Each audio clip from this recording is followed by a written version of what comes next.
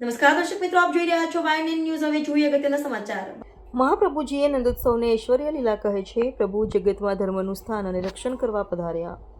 ગિરિરાજ શાસ્ત્રીજી ડભોઈ દશાલ લાડ ભવન ખાતે ગોવાસી નયનાબેન ગોપાલદાસ શાહ પાનવડવાળા પરિવારના સ્મરણાર્થે પિયુષભાઈ પારેખ ડભોઈવાળાના મનોરથી સ્વરૂપ શ્રીમદ ભાગવત કથામાં ગોવર્ધન લીલા, મહારાસ, રૂકમણી વિવાહ, નંદ મહોત્સવ જેવા અલૌકિક મનોરથ પ્રસંગો યોજાયા. વ્યાસપીઠ પરથી ગિરિરાજ શાસ્ત્રીએ જણાવ્યું કે વૈષ્ણવના દોષ ન જુઓ, વ્રજ પ્રભુનું ઘર છે. ગિરિરાજ સાક્ષાત કૃષ્ણ છે. ભગવાન કૃષ્ણ એટલે આનંદ ઉત્સવ. ગોપીજનો માટે પ્રભુ રળિયા. મહારાસની ચંદ્ર સરોવર અને કામવનમાં પ્રભુએ લીલા કરી. ગોવર્ધન લીલા એ આશ્રય લીલા છે. ઠાકોરજીની સેવા માટે સમય નિશ્ચિત હોતો નથી, પણ હૃદય પ્રભુમાં સ્થિર થાય તે વિરોધ લીલા કહેવાય. ગુરુ કૃષ્ણ સેવા અને ભાગવતના જ્ઞાની હોવા જોઈએ,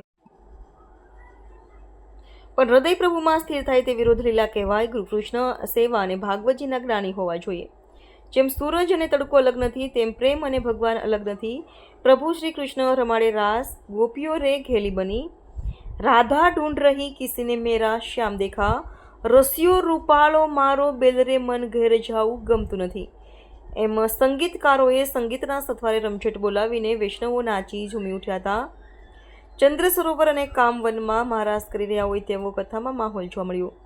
મુખ્ય મનોરથી પિયુષભાઈ પારેખ દ્વારા કથામાં કાળઝાળ ગરમીમાં પણ સુંદર આગવું આયોજન ખડે પગે રહીને કરી રહ્યા છે અને સમૂહમાં આરતી ઉતારીને મહાપ્રસાદ આરોગીને સૌ વિખૂટા પડ્યા.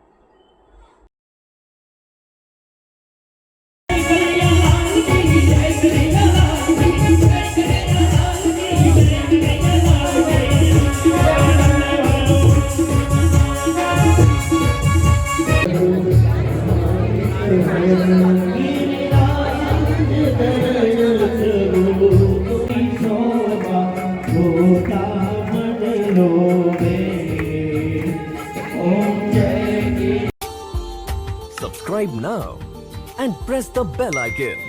Never miss an update.